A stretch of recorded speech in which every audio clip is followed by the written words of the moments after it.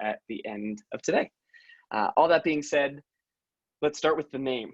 Why Purposeful People? Well, a couple of things. As an organization, we started building content at the secondary level, which is kind of unique in the SEL and character space, partially because there wasn't a lot out there in the secondary world. And my friend Tyler Durman has this great line about teenagers. He says, they're like barbecue chicken. Sometimes they look done on the outside, but it doesn't always mean they're done on the inside. And it's weird, we sometimes stop doing SEL when you get into middle school or high school, even though I think we need to continue to reinforce it there. The challenge, of course, is how do you keep it engaging and relevant? So we started there because our background was there initially. And then we had districts saying, well, we want this for our elementary schools. So we went to work building it. And one of the first things we learned was you can't call it the same thing. Why? Because if you do something district-wide and a student goes through it in elementary school, then as soon as they get to middle school or high school and they see it be called the same thing, they're going to dismiss it out of hand, which makes sense. They're going to, even if it's totally different content, they're going to associate it with the things that they've already done. Or they're going to associate it as childish. And so they're going to dismiss it. They're like, I'm in 8th grade now, I'm an adult. Right? Treat me like one. So we called it Purposeful People. The name itself is also an homage to Dr. Angela Duckworth, who talks a lot about how purpose informs our capacity to do hard things over time, and helping develop young people of purpose and who care about themselves and each other in this world is our goal at Character Strong. That being said, we went to work figuring out, okay, how do we support schools the best way we know how at the elementary level? And one of the other things that we learned early on was, and this was a surprise to me, at the elementary level, time is actually even more scarce than at the secondary level. And so teachers, in terms of implementation, they don't like the prescriptive push-in model as much. So we decided to build it with that mutually adaptive approach, which is to say, how do we create a toolkit that allows educators to choose what they need when they need it, to more naturally and organically weave it in to everything that they do in a classroom and as a school. So then we went, okay, what is it that people want to help cultivate in their young people and in themselves? So based on survey data, we pulled 10 traits, and the survey was asking families, teachers themselves, students, what they wanted more of in themselves for the students, and what as educators or family members we wanted more of in the young people of the next generation.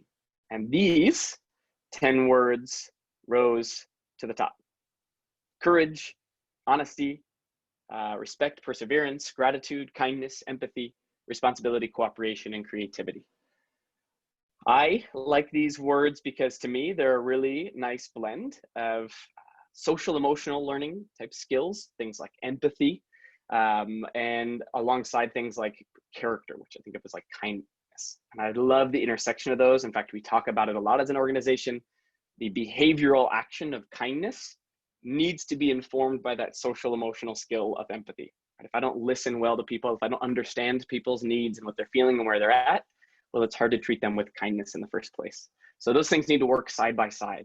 SEL combined with character is one of the things that we believe in very deeply. Final piece of the puzzle, you'll notice that we talk about classroom, we talk about home, we talk about staff, and we talk about playground, because we believe that this work needs to be approached in a holistic sort of way. Meaning we can't just do it once a week in a classroom and expect culture to change, expect young people, expect our world to change, right? This is an all hands on deck sort of philosophy, where how do we provide tools to make sure that adults are role modeling it in the building, that families have opportunities to take the conversation home, to tackle the playground where we know behavioral challenges can arise, and then what can we do to integrate it into classrooms really thoughtfully and really comprehensively. That being said, let's take a look at the toolkit itself. So because it feels more relevant than ever, I'm going to start here with empathy. You'll notice as I drop down the empathy menu, what you see here in empathy is echoed in each of these 10 traits. So you'll see classroom, home, staff, playground. You'll see that same thing here with courage, respect, so on and so forth. Let's dig into empathy, and let's start here with the staff. We work closely with Dr. Clayton Cook at the University of Minnesota. His background is in implementation and behavioral science. And my favorite thing that Dr. Cook says is when it comes to school culture change, we are first and foremost in the business of adult behavior change. So if we're not role modeling it as adults, then it is really hard to ask young people to do the same thing, which is why for every one of the traits, we've come up with a handful of what we call purposeful pursuits, or practical ways to put the trait into action as adults in the building. So you can see a few different options here. Here's an example of one, struggle and success. Create a board in the staff lounge. You can also do this virtually, of course, that allows for people to share something they're struggling with, something they're feeling successful about. Leave out blank note cards, something to write with so people can post their stories. Names are optional. Sometimes there's power and anonymity for this exercise. So maybe you as the educator, if you're the first person to do it, you're the person who creates it. Maybe if you're the lead in the building of the district, you help create something like this virtually or in a staff lounge. And then you give an opportunity for people to showcase those struggles and those successes. Simple way to role model. Some of these challenges are simply staff facing, like only staff will get to experience this. But some of these challenges actually take them into the school. I'll give you a fun example. One of my favorites, if I come here to courage, and I scroll down to the bottom here, thanking them for their courage is a fun example. Courage in action. Find someone who you think models courage in their job. Maybe it's firefighters or your child's preschool teacher, and thank them. Pick up the phone and actually call them and thank that person for their courage. Better yet, do this in front of your students. So set up a phone call or a video call, even easier with things like Zoom now, to invite one of those people in and role model what it looks like to make that courageous call. Right, so some of these things more on the student-facing world, some of them more on the adult-facing world. Either way, opportunities to role model empathy in action. Let's take that to the home. We have home letters, things that you can send home as a PDF. It is never more than a page front and back, because we know lots more pages is not going to get read. And those are divided up into sort of more the developmentally where students are at. So we have K2 letters home, 3-5 letters home. And basically it's a simple explanation of, hey, in school right now, we are talking about empathy. This is how we define it. This is why it's important. And then you get into the nitty gritty, you get some conversation starters, some questions you can ask as a family. Down here, there's some more parent or family oriented reading. So if me as the adult wants to learn more about empathetic parenting, we've sourced some articles or resources, people like Dr. Brene Brown, who has a beautiful, simple video talking about empathy. And then much like the adults, the staff challenges, we have a whole set of family purposeful pursuits. So lots of opportunities, maybe even just this, take a walk around the neighborhood, be on the lookout for how people are feeling, watch for facial expressions and body language, talk through your observations about how they're feeling with your child, see if they agree, then ask some questions like, what might that person want? What might that person need? All right, so a practical challenge for families to engage with. And I always like to qualify as soon as I finish talking about these purposeful pursuits, that when you offer these things to staff or to families, does it guarantee that everyone does it? No, of course not. But we believe it is much like offering opportunities to come with me to the gym. If someone invites me to go to the gym, it increases my likelihood of going to that gym because there's some sense of accountability, and there's even a little bit of a workout plan created for me. That reduces the barriers for action, which is actually usually what more this sort of like learning character is all about. Removing barriers so I can put these things into action in my life. So we believe even if only 3 families do this, even if only 5 staff members do this, that's a win. That's a good thing. So that's the adult sort of portion. You'll notice that the letters home are downloadable in PDF in English and in Spanish. And then we come up here to the playground. For each trait, you'll notice that we have a few playground type resources. As an example, here's I Spy Empathy. So using the classic game, we do this a lot in the curriculum. We take really well-known games and then we adapt them or try to integrate the trait into them so it feels more natural and not like an extra thing on top. So here's some practical ways you could weave empathy in on the playground. Everything from simple games to, here's one of my favorites, coming back to courage. I saw this from one of the people that helped build the toolkit, my friend Barbara Gruner, who built a peace labyrinth. She was a counselor for 35 years in Texas. She built a peace labyrinth to help students have courageous conversations with each other. So you can see what that looks like, and you can have a little image where it is role modeled how students work together to have these courageous conversations. So everything from a quick activity to something you could literally integrate into your playground to infuse courage in that space. One more thing before I dig into the classroom resources is, this is actually a favorite from schools, is we've compiled lists of readings, again, divided up by ages, based around that trait. So all of these will link to an opportunity to purchase those books, and it is divided up by K2 and 3-5, so you can have quick access to read alouds. Of course, this is a great way to incorporate empathy in a virtual learning setting, is to do some of those read alouds. So those all live right there. Let's get into the classroom goodness. We'll start here with the youngest creatures that we get to serve, pre-K.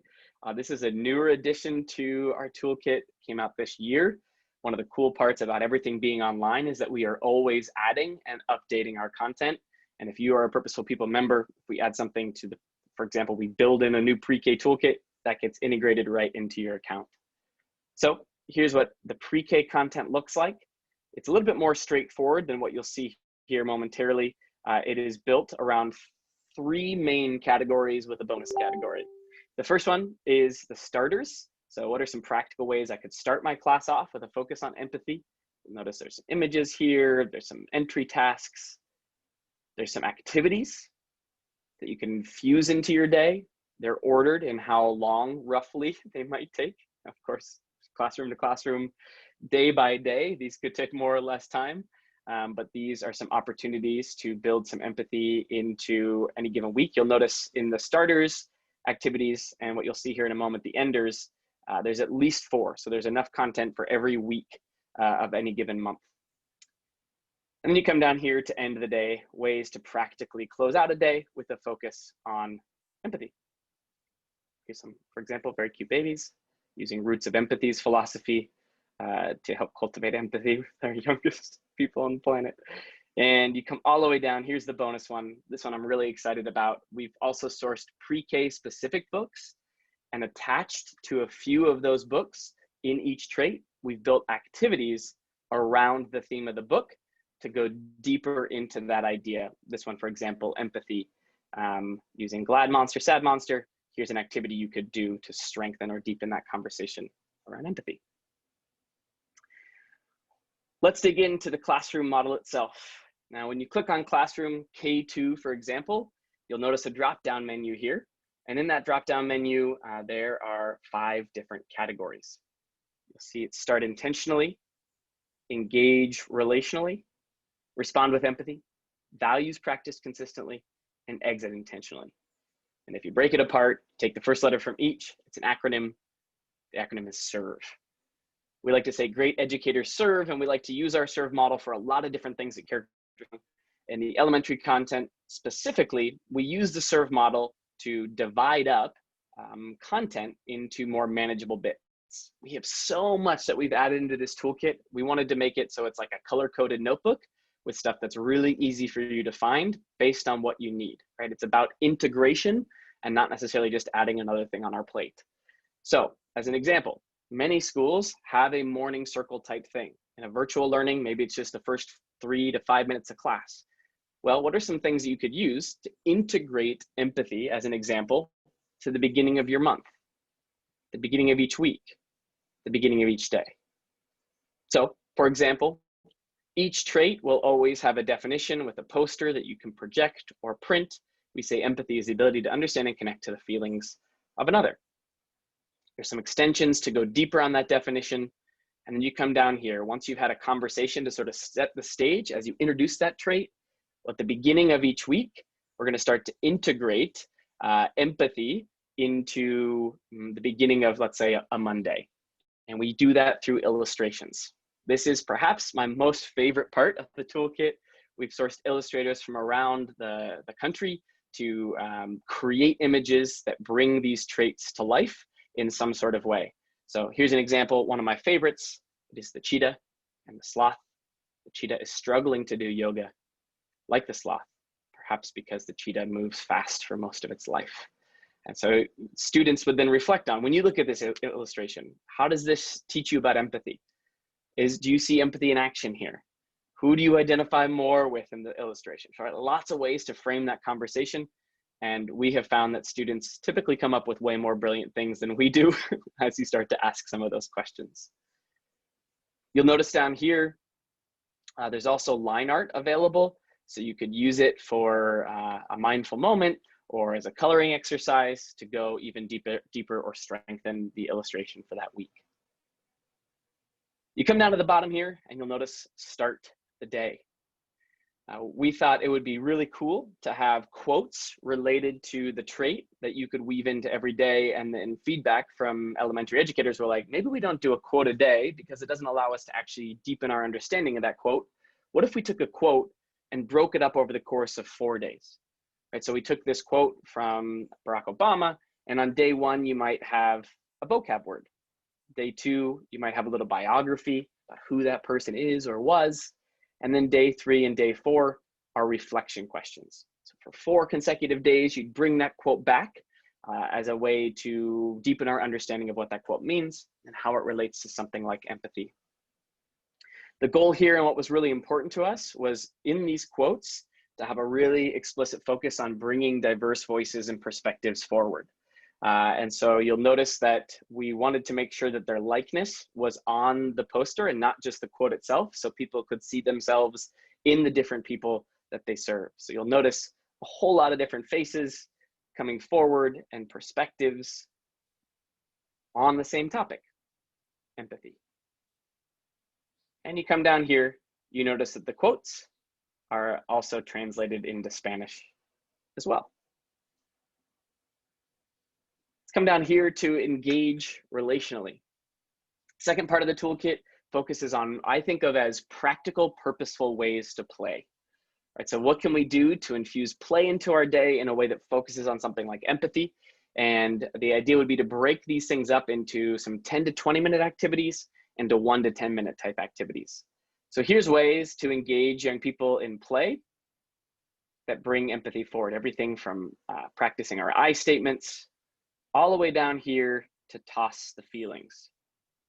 Now, you'll notice here, there's an opportunity to download a worksheet for this one. Anytime there's something student facing, it'll always be translated into Spanish as well. And here, as we're looking at toss the feelings, it says, grab a beach ball, use a permanent marker to separate the colors into smaller sections. Fill each section with a feeling word, maybe like sad or angry. And as an added challenge, you could invite students to come up with their own words to write on the ball. And then we get together, stand in a circle, we toss the ball student to student, and whatever my thumb is pressed upon when I catch the ball as a student, I look at that word and I get the chance to use it in a sentence or reflect on a time where I felt that feeling. So the goal is to expand our emotional vocabulary and practice weaving it into our language. Now you might think to yourself, I'm in a virtual setting. How do I toss a beach ball in a virtual world? Well, we started thinking about some of that. So we could equip you ahead of time in order to do exactly that, even in a virtual space. So you click here on Virtual Toolkit, and we recently added this to the library to support schools who are going back virtually, which we know is many of you. If I make this biggie size just like this, you'll see I come here to a video, which is me explaining how to use this. And then you'll see a menu of all 10 traits. Let's click on empathy, for example. See the definition poster. And then you'll see the activity, toss the feelings. But instead of grabbing a real beach ball, it says grab a virtual beach ball. Don't worry, it's on the next slide. So now what I could do is I could toss the ball to someone simply by saying their name. Bonnie, if you're up for it, would you say a color for me? I don't know if we can unmute, or you could type it in the chat, one of the two. There we go. Okay, blue. Blue, okay. So go to blue, there's sad. When you think of sad, would you share how you would use sad in a sentence right now? I feel sad that I won't be getting to see my preschoolers in a couple weeks. Yeah, just listening to you share that, I feel sad with you. So how this could work, Bonnie, is then you could toss it to someone else. Let's say you toss it to me by saying my name, and I might choose another one like yellow. excited. So I get a chance to use the word excited. I'm excited to spend some time with you. I'm excited that this is yellow because the new book that we just released today is yellow. Lots of reasons. Bonnie's background is yellow. I'm excited for a lot of reasons related to yellow as well.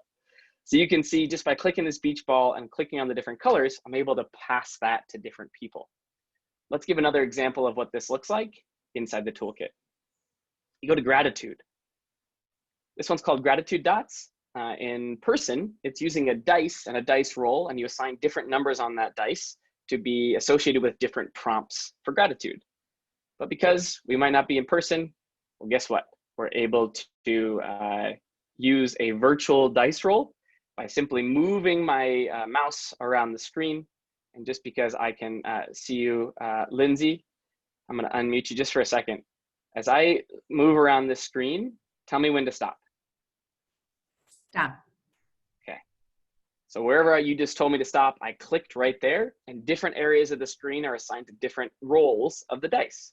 So now it's 3 animals you are grateful for. Lindsay, what are 3 animals you're grateful for? I am grateful for cats because my son is really into funny cat videos right now. And his giggle makes me happy. I'm grateful for dogs, and I'll go with bunnies because they're cute. Good. That's a good roll. Bunnies because they're cute. I bet Brent would be into bunny videos as well. So that's gratitude dots. And you can see for each of our 10 different traits, they have different adaptations. Some of them more simple, more complicated than others. But you might be thinking to yourself, I want to change. I would love to change which dots are associated with which thing. Cool. We got you. So we make this a little bit smaller. Brings us back here. You can say make a personal copy of this toolkit. And when I click that button, it allows me to make a brand new Google Slides copy of the entire virtual toolkit that we just created, which means I have editing power to get in here and change the different words that we just talked about. So I can come in here to the gratitude rolls. If I don't want to do animals, maybe I do 3 veggies. So that you can be edited to make it your own. So we've done some of that legwork. You might have noticed, like, of course, things in the Start Intentionally part of the toolkit can be used in a lot of virtual settings. The illustrations, the quotes, all those things lend themselves very naturally to a virtual world, but we wanted to make it even easier to engage in those meaningful moments of play. Let's go to R, respond with empathy. Purpose of this portion of the toolkit is to recognize that our students need different things at different times. Sometimes they might need a moment of regulation and mindfulness. Sometimes they might need a little brain boost and movement, especially if we're in that Zoom world. So you come in here, you'll notice that there are mindful moments designed to put a focus on empathy, weaving it into a small practice of empathy. Here's the rainbow of feelings, for example, where they're exercising empathy with their focus, but they're also associating different colors with different feelings.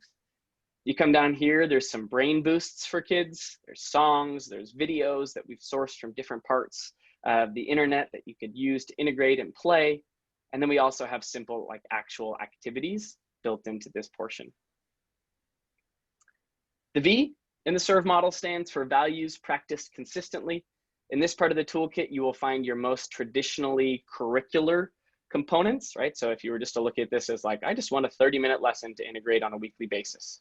Awesome, we got you covered there as well. For example, here's shadow and super selfies.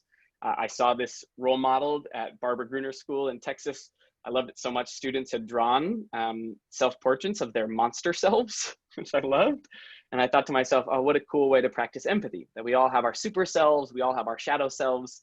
One is not necessarily better than the other. They're all a part of us, and just understanding those different pieces of us is an important part to building empathy. So the activity is about them drawing their super self and their shadow self, sharing them. And what you'll notice is the hallmark of the values practice consistently section is discussion, right? So that activity-based learning with conversation to unpack that learning and drive us towards a deeper understanding of, in this case, empathy.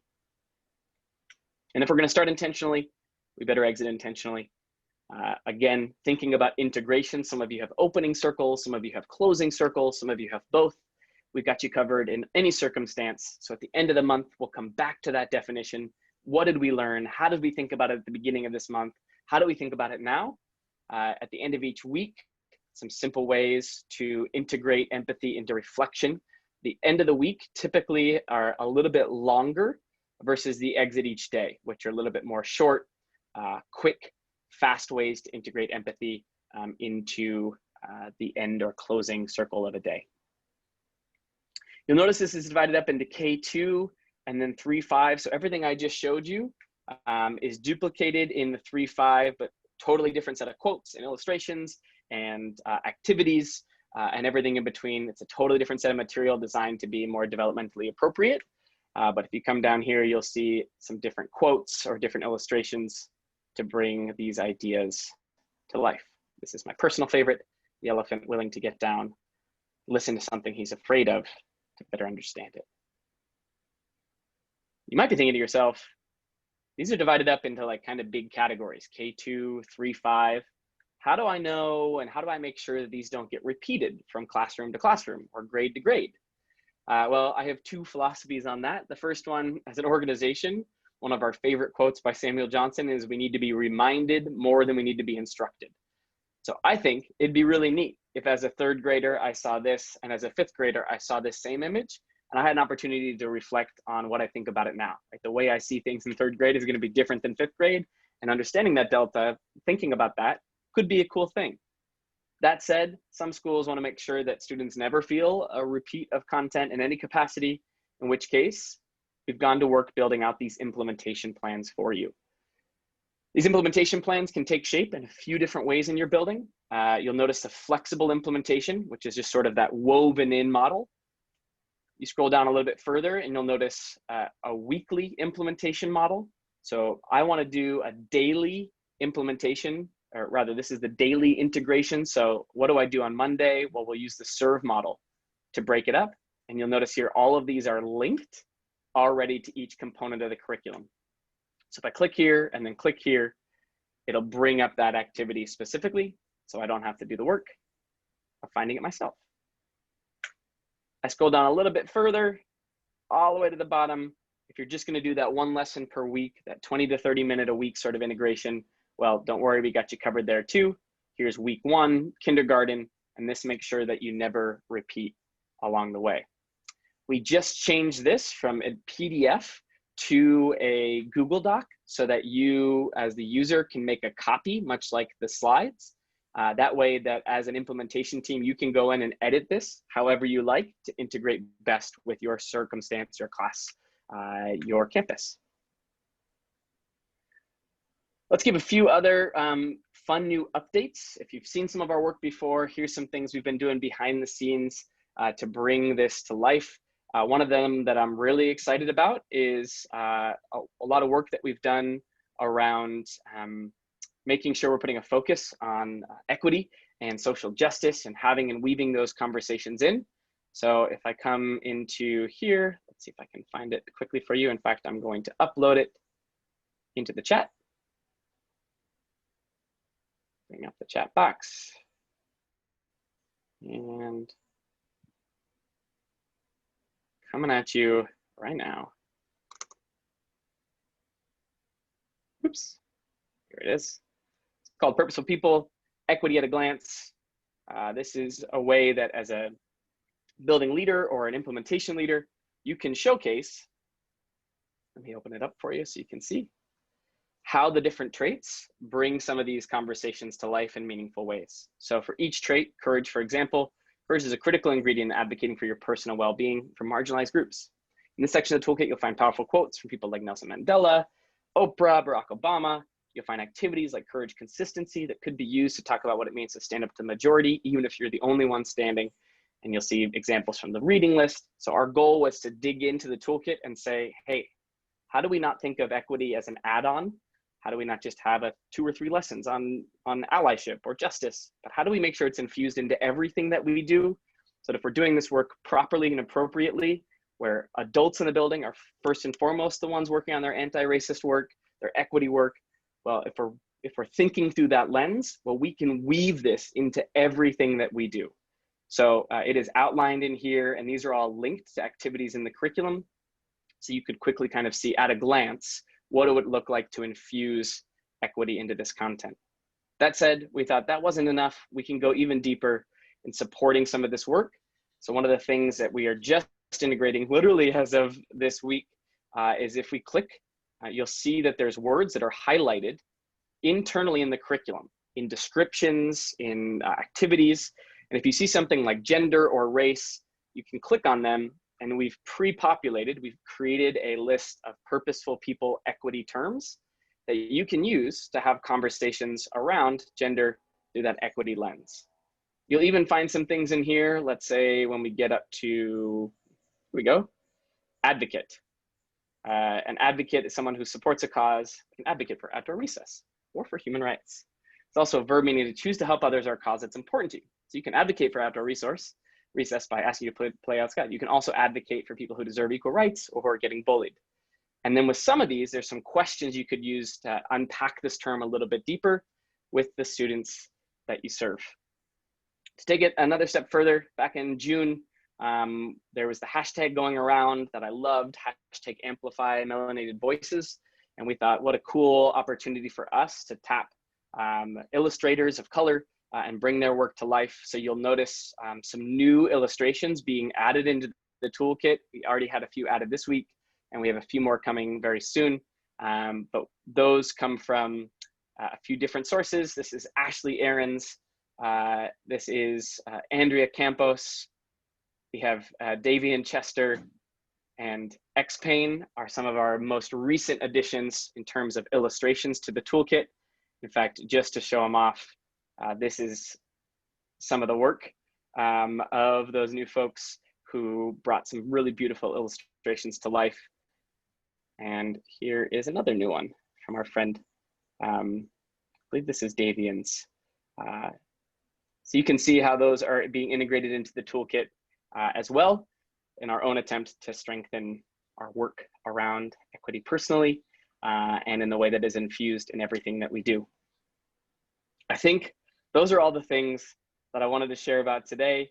The final piece of the puzzle, if I were to come into here, into resources, a lot of fun things all in one place for you. For example, those implementation plans I just referenced live right here. We have some really basic pre and post little formative assessments that you can use K2 and 3.5. All of our work has been aligned to ASCA standards as well as CASEL standards. And if you come down here, these have been integrated for you to quickly and easily download everything all at once, English and Spanish, so those images could be projected or printed in full quality, full res, so you can make that a little bit easier as you're going month by month. All that to say, and some people have this question, do I have to go in the way that they're ordered here? No. Do I have to do all 10? No. In fact, what's cool about the toolkit model is it's designed to come alongside work that you're already doing. So if you're already using another program or you already have your 6 pillars created, cool. Well, you can tap into the resources here to allow you to go deeper with that.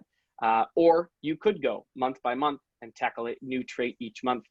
That is the beauty of the toolkit, is it is designed to be customized for you because we know, and Dale Carnegie tells us, people support the things they help build. So the more ownership we have over that process, the more likely we're gonna buy in to the execution of that process. That was a lot of words, a lot of things coming at you all at once, but I'm just excited about it because there's been a lot of love poured into it. So I hope you're excited about it as well. I'm gonna bring up the questions that the team has been compiling for us. So let me see if I can bring that alongside your faces. Lovely, awesome. All right. A couple of the questions that I see in the chat, is there a K6 lesson on how to help a friend in need? That is a great question. There are a lot of lessons where that is the premise, absolutely. So courage, consistency was a great example of one where we talk about standing up for someone. A lot of the empathy lessons allow us to have those one-on-one conversations and partner up with people. We talk a lot about cooperation and respect. So concepts around how helping friends in need is definitely woven in throughout the entire toolkit. Are letters home in any other languages? Maybe that was asked before I answered it, but yes, they are currently in English and Spanish. What platform will students use to access? Will they be able to log into your website, or will we be just sharing our screen? You'll be sharing screen, so it is all educator facing. That said, anytime that there is something student facing, we have it created in a PDF, both in English and in Spanish if that's relevant. And you can use that to send it as a PDF to your students. So no logging in, no worrying about juggling, dealing with students losing their password or things like that. It is all educator facing. How is the access shared between two school buildings? A pre-K through second and a 3 through 5 building? It's a great question. We would typically bundle that price for you so you don't have to pay 2 separate licensees, but we would be able to give you 2 separate logins for your building. The logins themselves are building-wide access. So it would be, you'd purchase it for your site, and in your unique circumstance, if you have 2 sites for pre-K through 5th, we would purchase it at once and just give you 2 separate logins for the different buildings. I really like the beach ball and dice ideas. You said you could copy that to customize the words. How did you do that? So I have been spending an enormous amount of time in Google Slides over the past 8 months, and I have become what I like to think of as an expert in Google Slides. And there's some fun things you can do. In fact, I've been trying to experiment with the limits of Google Slides and have had a lot of fun doing it. So what you'll notice in that virtual toolkit is, because you're able to make a copy of it yourself, you're able to go in and edit like you would any other PowerPoint or Keynote.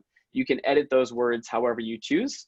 And the video that's at the beginning of that slideshow is a video, it's about 15 minutes long, of me walking through every one of the 10 different exercises and showing you how you can manipulate them, right? Some of them deal with animations, some of them deal with linking. And so I've done the pre-video of showcasing how I edit those to hopefully role model how you can edit it yourself. Schools have integrated this into their program and culture already. How do you measure student understanding of the different character traits? To use a school climate survey. So we have those pre and post assessments that you could use as a version of that.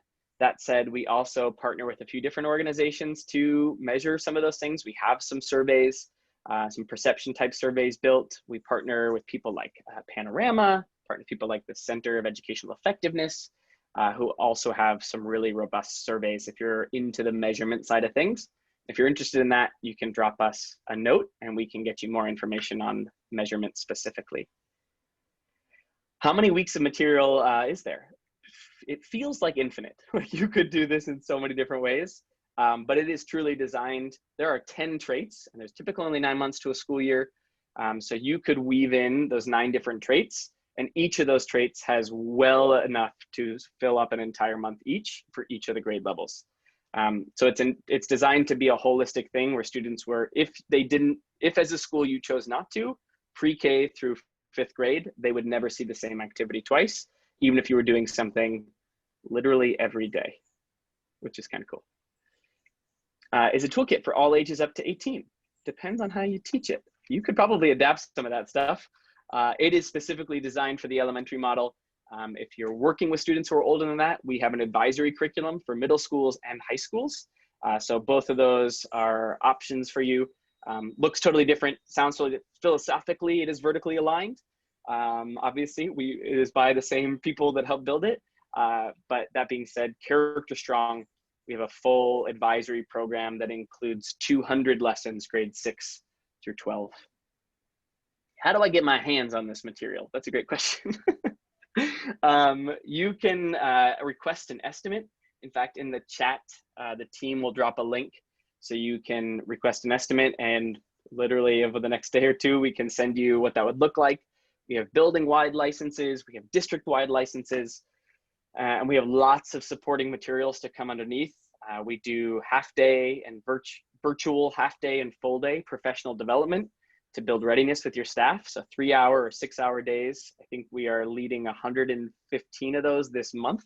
So if you want to have that, we have really fantastic reviews. We do a great virtual PD day to help build readiness and prepare staff to implement this work. That said, it's not a requirement. It is something you can choose to do if you'd like. So you can get your hands on the material just by requesting an estimate, and we can get that your way very soon. Are there any plans to modify activities to include social distancing, specifically playground activities? We have done a bunch of legwork to try to provide as much opportunity as possible. So that virtual toolkit, you can use those in a lot of physically distanced ways. You can use that in a virtual environment, which is awesome. A lot of the activities already are built to be used physically distanced, but we have not done any internal work to specifically say, make sure that students are X amount of distance apart. So that is something that you can totally modify as you need to based on your building needs. Can you touch briefly on the gym section? Great question. I'll share my screen one more time so I can showcase that for you. Bring this up. That is not what I wanted to showcase. We'll stop sharing. Where are you, Safari? There you are. Someone asked about the gym, which you might have seen on the screen here. This is a supplemental resource that schools can purchase, and many of them do because it is really a robust resource.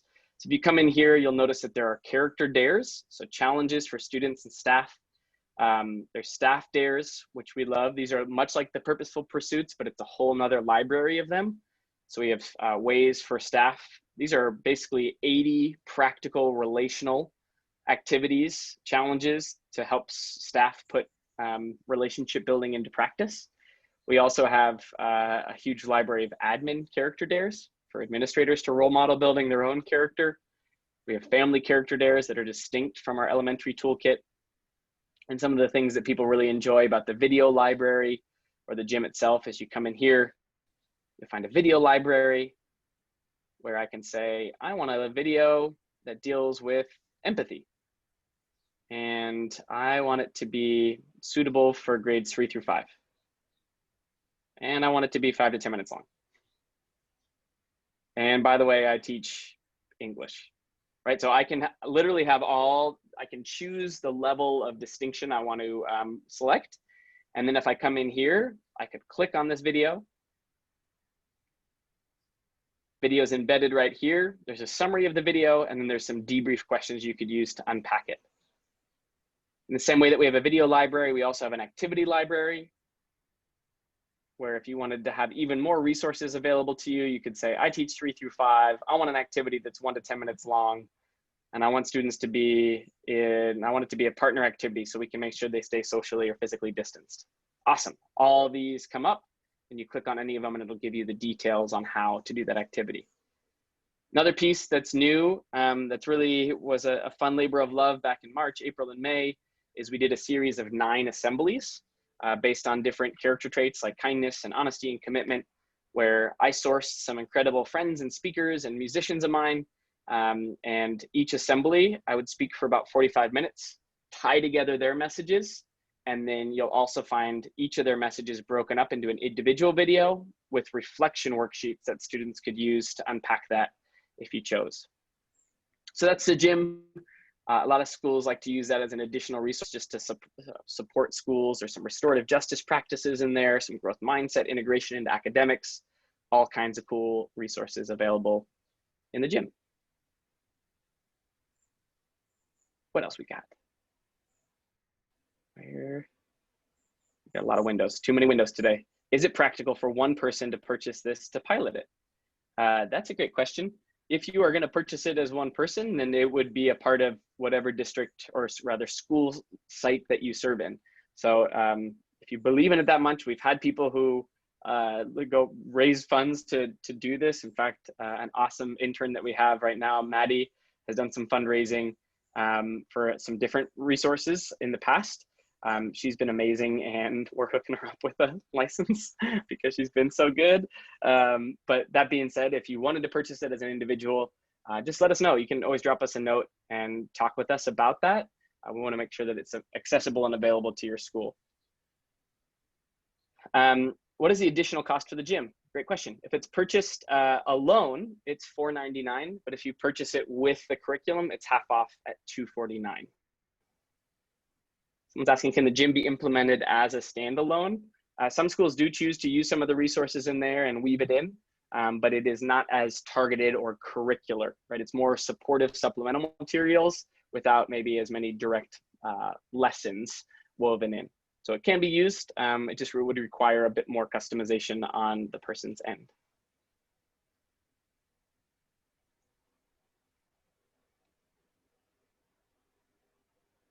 Awesome. If there isn't any other questions, we'll drop a few links into the chat right now. You can always book a call specifically with our team. We have these calls weekly. So if you wanted to recommend someone else to come to this, or if you wanted to send them the video of today, you can do that. We have our order form. You can request a sample. When you request a sample, you get the entire month of empathy available to you, which is pretty awesome. And we also have a course that we recently debuted called the RRR, or Relaunching Relationally Roadmap, which takes a bunch of different strategies to weave into your school as we return to schools virtually or in person with a focus on relationships. So all kinds of resources available there. We just dropped them into the chat. Do you have any additional material on the restorative practices? Great question, Carolyn. Those were built in partnership with Dr. Hillary Lutstick from Texas. And there are 5 practices with best practices, why they do them, how to integrate them into your school, why there's a focus on equity in each of them. So yeah, there's 5 really robust practices woven into that gym component. Tanya says, if we purchased, how long does it take to get access? Who would I contact for access? That's a great question. We are rather fast as a team. We got a fun team working behind the scenes really hard right now. But as soon as we receive PO, we can get you access. Linz, do you want to speak to that a little bit, just because that's more back there? What would be the process if someone were to purchase today?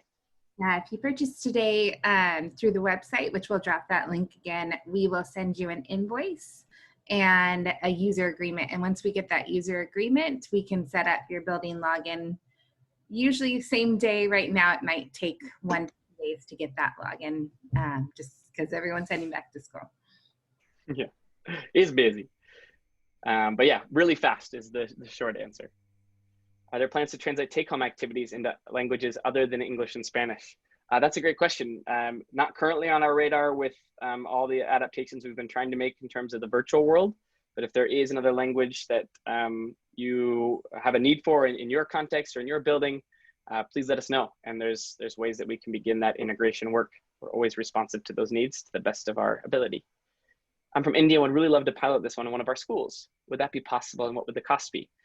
Caroline, go ahead and drop us an email and we can talk through that process with you. Also, hi, Caroline in India. That's really fun. Thanks for showing up today. Thanks, John. Good to see your face as always. And thank you all for showing up today and your passion for this work and all of the fun curveballs that are being thrown at us daily. Our goal is to be as responsive as possible for that and meet as many needs as we can to support you as you head back to school with that critical focus on relationships, SEL, character, and all the things that we know our students and all of us presently need. Let us know if you have any other questions. You can always drop us an email. Great to see some fun faces today, and we'll see you again on something very soon.